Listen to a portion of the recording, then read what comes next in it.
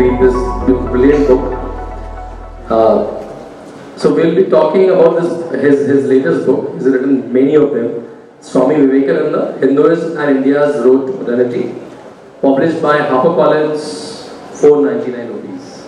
And I see testimonies from Amish Tripathi, Vivek Devroy ji, Swami Tyagananda ji, and Jeffrey Taylor. So yeah.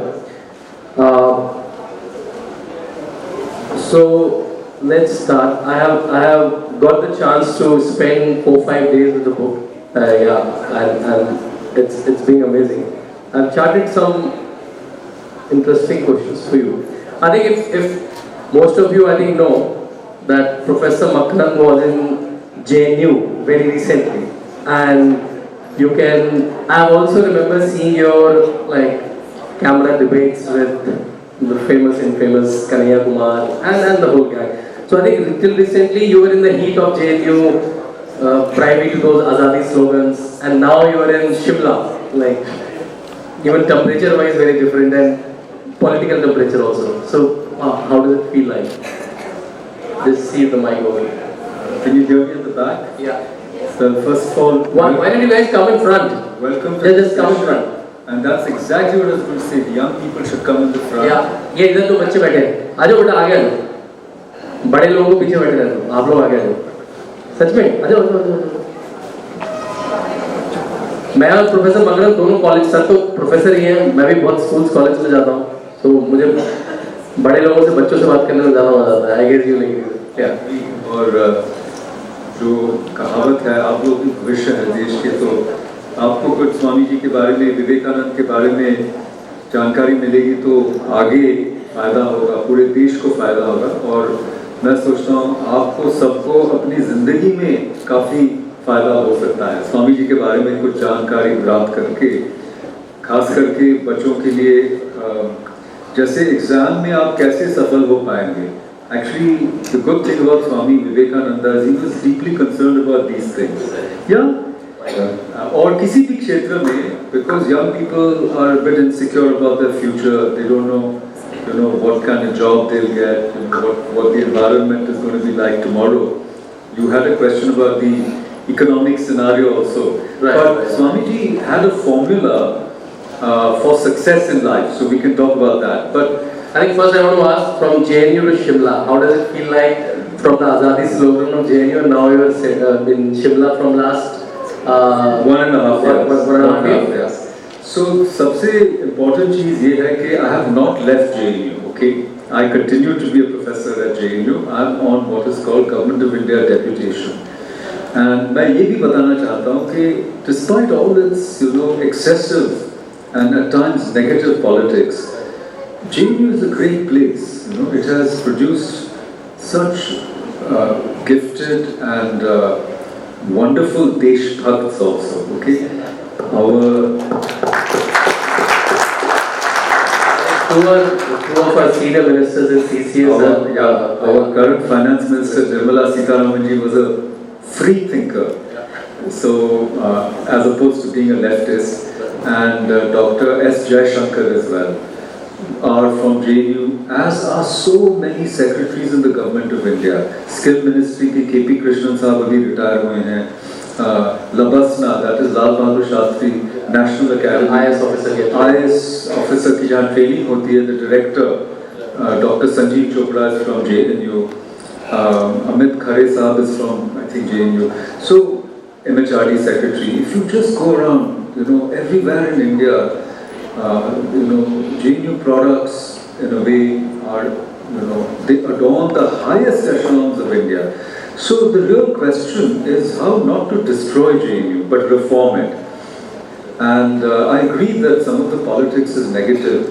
I say it's negative because if you stop studying and you close down the university, you barricade the classrooms, you prevent your peers from registering for the new semester, आप लोगों को exam नहीं लेने देते हैं, ये कौन सी राजनीति है? मेरे हिसाब से ये बहुत ही नकारात्मक राजनीति है. And I think that students are very, I would say, conscientious and conscious lot. तो उनको समझाया जा सकता है कि भाई आप people used to come. I used to teach. I was a very conscientious teacher. So when they locked down the classrooms, I used to teach under a tree. I used to teach under a cafe. I said, even if one student comes, मैं तो class रखूँगा अपना. I'm not going to participate in. So I told them, see, campaigning के लिए मेरे पास आते थे. तो they would say, sir, 10 minute दीजिए. I said, class के अंत में आइए. And they never came. You see, this is the mentality. Class के पहले आना चाहते थे, पूरा class disrupt. But there are only 100, 200 people like this out of 8,000. So पूरी यूनिवर्सिटी की बदनामी इतनी हो रही है कि आजकल माँ बाप कहते हैं we will not send our children to jail. Hashtag shut down JNU. It sounds sad. So it's sad because the university that has been, built over about whatever 50, 60 years, उसको you can destroy it in 2 or 3 years. But what good would it do? And कितनी investment है government of India की, crores and crores. So anyhow, but similarly, let me say that the Indian Institute of Advanced Study, interestingly, was founded at the same time, 1965, by the same person. The education minister was MC Chawla then, and Pandit Nehru ji had passed away in 64, and both of these great institutions were started. Lal Bahadur Shastri ji started it, whereas JNU, Indira Gandhi was the one who passed the act. But my institute, Indian Institute of Advanced Study, was started during Lal Bahadur Shastri's tenure.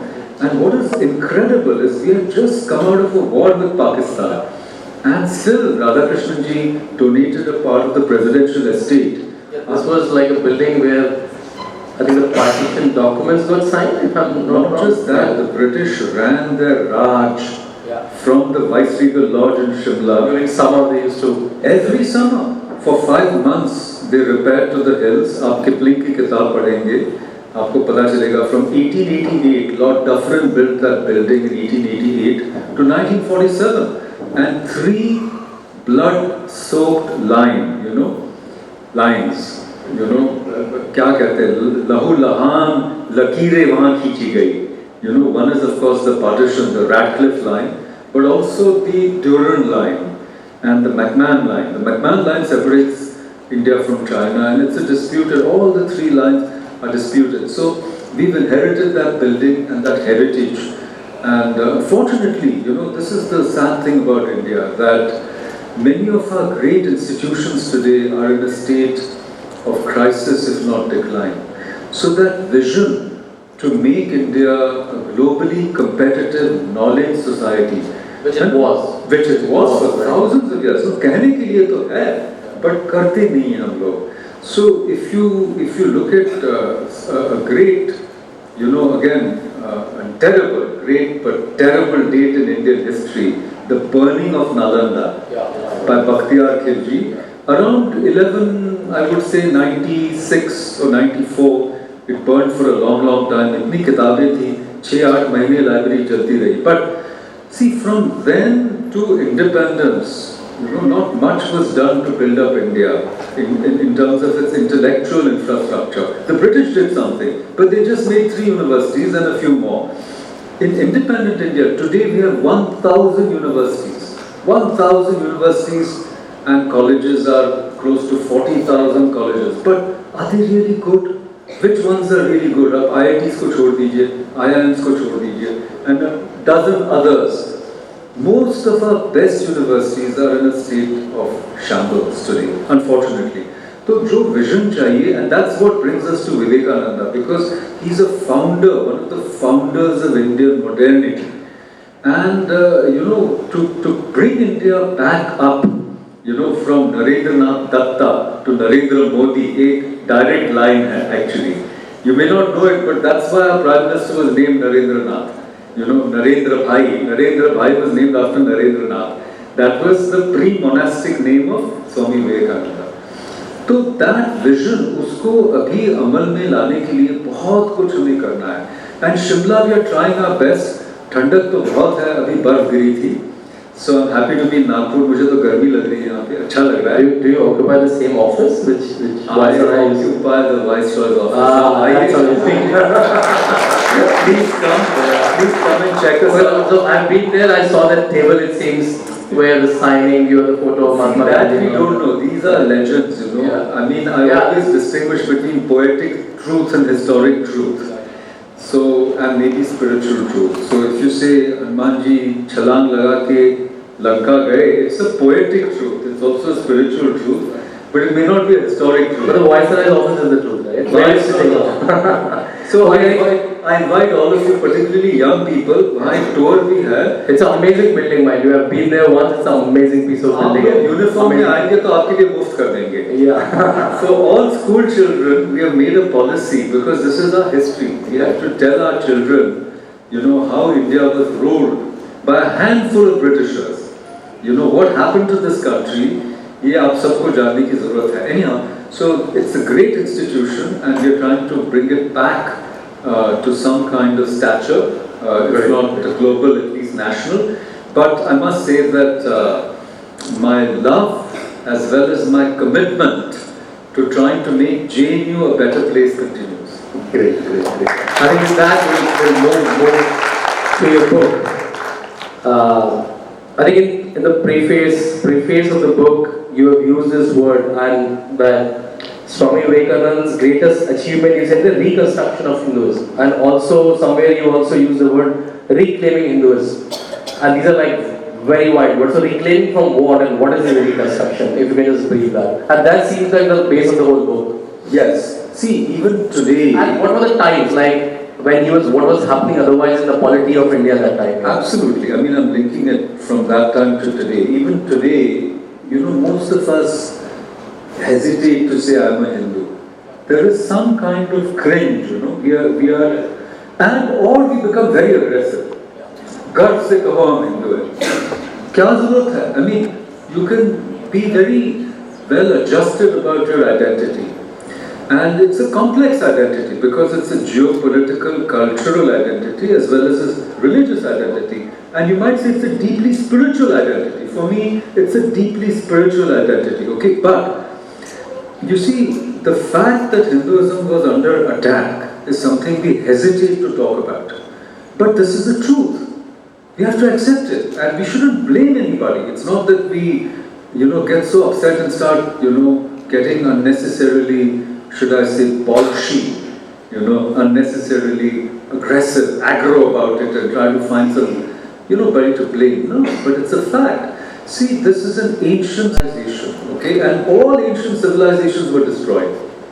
If you read Catherine Nixie's book, The Destruction of the Classical World, how Christianity destroyed the, you know, pagan world of Greece and Rome, and then of course the conquistadors went to Latin America and destroyed the Mayas and the Incas. You go to Cusco, you know, it's a great country, Peru, you go there, and you'll see that the greatest Catholic cathedral is built on the ruins of the older pyramids and temples. There's a template, there's a formula. The same thing happened all over the Eastern world when Islamic armies destroyed the ancient civilizations of Hinduism, Buddhism, Jainism.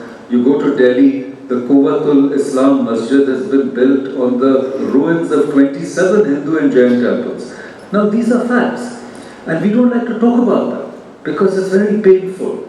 You know, it started in Makran, outside of Balochistan, and Multan was Moolastan, and there was a huge sun temple there.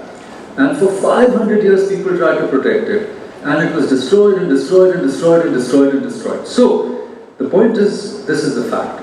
Now, uske baad the British came, and initially they were a bit reluctant to interfere in religious issues, because they found the Portuguese had done it, and the Portuguese had been, as it were, defeated. India did not accept them, you know, because the Portuguese in Goa also destroyed that older civilization. Aap log jaiye, all the temples have been destroyed and moved. Shanta Durga, Nageshi, you know, all the great Mangeshi. Mangeshkar comes from Mangesh. Mangeshi is a form of, Mangesh is a form of Shiva. Now don't believe what I say, okay? I'm not a propagandist, okay? I'm an intellectual, I'm a teacher. You find out for yourself, okay? I don't want to convince anybody. I don't want your vote. I don't want your note. I don't want anything from you. You sit in Viceroy's office, what do you want? Exactly, what do I want? Especially because I have the best views of the Himalayas, okay? So when I'm very upset, I just look at the hills and it really feels like Devbhoomi. But just to finish the point, so when the British came, for a while they didn't bother to meddle with our culture. See, they were traders. Gandhiji called them a nation of shopkeepers. And even today, if you go to England, you have to pay for everything. Even to use the toilet, you have to pay. To get a sip of water, you have to pay. So, har cheez ke liye, Indians are the most hospitable people, even today, anyhow. But when they had established their paramountcy, which is after they had defeated the Marathas, then they started meddling. That's it. Chalo, inko theek karte hain, is culture ko destroy karenge. And they had two techniques. So one, they let the missionaries loose on India, and the other is that they let the Macaulay'ites loose. Macaulay'ites ne kya kiya? They secularized everybody. And they said, look, you people worship monsters. Kitne haath hai Durga ke, Ashta Durga, whatever, Chaturbhuja Durga, whatever. Ye kya matlab hai? Tongue is hanging out, garland of skulls. You people are barbarians, So they made us feel terrible about ourselves, okay? So, on the one hand, the missionary said, you're going to go to hell if you don't follow the only true path. You'll go to hell, you'll burn in hell, okay? And then the secularists said, look, you'll never be free because you're so backward. So there was a two-pronged attack on Indian civilization. And that's when Swamiji went to the Parliament of World Religions in Chicago. It was exactly 1893, 9/11. It was another kind of 9/11, okay? Not the 9/11 which brought down the Twin Towers of the World Trade Center. So 1857 has already happened. Now it's not the East India Company, it's the British Raj. It's the British Raj. He goes there and you know what he says? He says, look, all paths are true. Now, you see, that was a radical thing to say in 1893. The Jains have a great philosophy. It's called Anekantavad or Syadvad. Syadvad, And what is Syadvad? Syadvad is the difference between he and he. So, ye bhi theek hai. Ye hi theek hai. Ye hi theek hai. Baki sab galat hai. So, most Abrahamics believe that. Traditionally, not anymore. Today everybody is liberal, You ask most people in the US, they'll say, हाँ ये भी चलेगा, and they love yoga and all. But in 1893, let me tell you, to the World's Parliament of Religion, the Pope did not send a representative. The Archbishop of Canterbury did not send a representative. The Caliph from Turkey did not. They said, हमें भेजने की क्या जरूरत है? We have the truth. हक हमारे पक्ष में है. हमें संवाद करने की आवश्यकता नहीं है. So Swamiji went there and said, look, let's call an end to fanaticism. Many paths are true. His Guru Sri Ramakrishna said, "Jo to maut, to path." Jitne mat hai, utne path hai.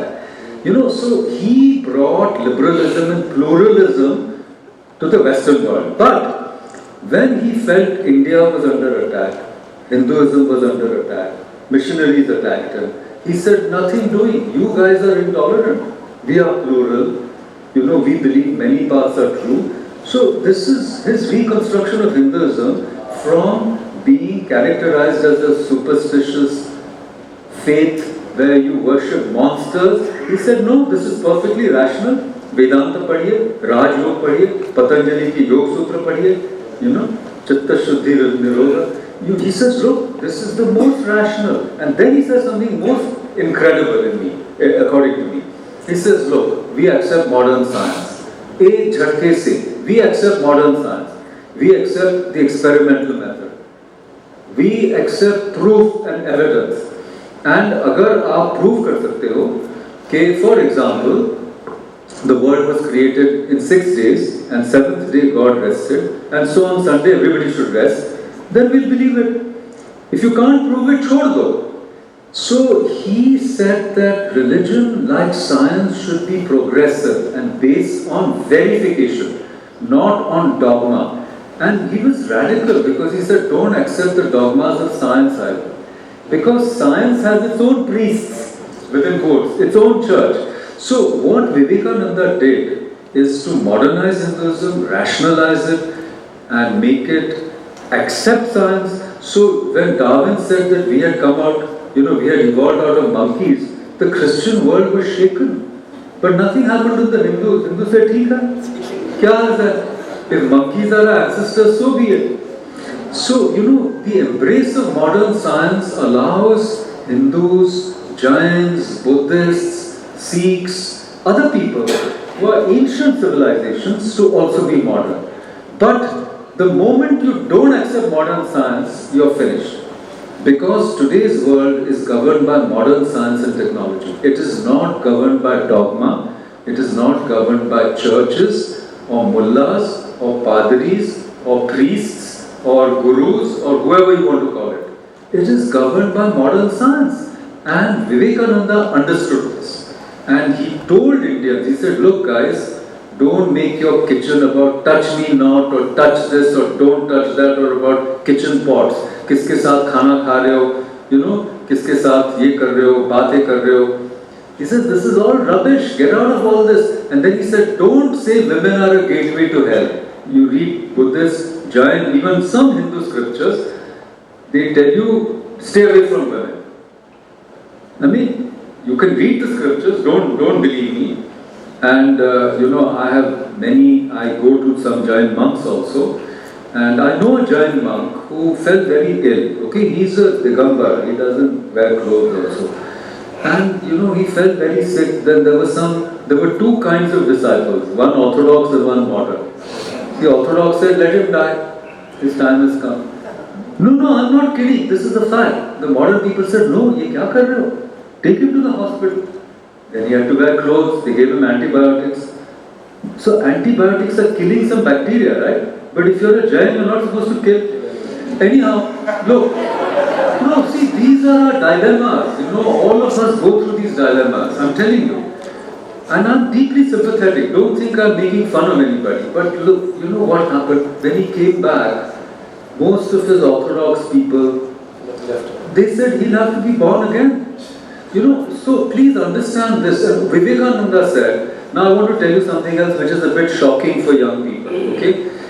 Let me ask the young people. Did Vivekananda have any bad habits? Smoking. Who said that? Smoking. But you are not a young person. I'm asking you young people. ये हमारी विडंबना है। जिनको जवाब आता है वो हाथ ऊपर करते हैं। मैं young people को पूछ रहा हूँ। But you are right, sir. You are absolutely right. He used to smoke. Even his guru used to smoke. Swami Vivekananda, Guru Sri Ramakrishna. But we shouldn't be smoking, right? I don't smoke, and it's a pretty bad idea. So you can't. My point is, just because he's a great person, everything he did is not great. There are certain things you should follow. Okay, any other habits he had? Not habits, but tastes. Young people should answer, not the old people. He used to have non-veg. He had what? He used to have non-veg. Non-veg, yes. But I don't think that's a bad habit anyhow. I'm a vegetarian, but yes. But I must say, he also enjoyed his glass of wine. Now, if you say some of these things, I'll become very unpopular. But see, truth is more important than popularity. I must tell you that. For young people, if you really believe in India, you must believe in Satyameva Jayate. This is a Rig-Vedic injunction. But so, without truth, India is nothing. I'm saying this to you. You read the Mahabharata, this is what Shakuntala does. She stands up, and she's not the soft Shakuntala of Kalidas. She's a very tough lady. She has a grown-up son. She comes to the king's court and said, "You're the father." The king says, "What do you mean? Any woman walks in from the street and says, I'm the father of her child. Do you mean to say tomorrow I should give the kingdom?" And she says, "Shame on you. Just because there was no one else doesn't mean I'm lying. Tumhari antaratma hai. The heaven and the earth are witnesses. Read the Mahabharata. Read the Adi Parva. And you'll see this civilization is founded on that." And she says, "Lanat hai tum par, tum raja banne ke yogya nahi ho." She's standing bhari sabha mein. She's a very tough lady. She's not the soft Shakuntala VP that Kalidas makes her. Anyhow, and then there's an Akashvani. So there's a beautiful, I mean, India has a beautiful way of reconciling problems. Like Draupadi ka cheer haran hota hai. Now you don't know. So many things happen in our society. Does Krishna come and extend the pallu? We don't know. But Mahabharata mein hota hai. Why? Because Vyas is saying, whatever may happen, vastu sthiti kuch bhi ho, in our world, the world of our imagination, truth will win. So please understand this. This is the greatness of God. And this Swamiji understood. And he stood up in Chicago, and of course, till he had said it, nobody in India thought he was great. अच्छा आप विदेश में great बन जाओगे, सब आपके यहाँ गुलाम बन जाएंगे. You know ये जो उपनिवेशिक मानसिकता है अभी भी हमारे यहाँ है. But he did this for India, and you know he was a very liberal, open-hearted guy, and he made it possible for us to have a certain degree of self-respect. And without self-respect, without integrity, you can't be free. You can't tell the British get out. So what Gandhiji did was in a way founded also on what Swamiji had done. And I must tell you that Gandhiji really wanted to meet Swami Vivekananda. So he had come to Calcutta for the Congress session in 1901 or 2, I think. And Vivekananda died in 1902. On the 4th of July. What is the 4th of July? Young people, not you. Yeah? Young people. 4th of July. American Independence Day. Why? You can ask me that question later. But Gandhiji walked all the way from the Congress Pandal to Belur Math to see Swamiji.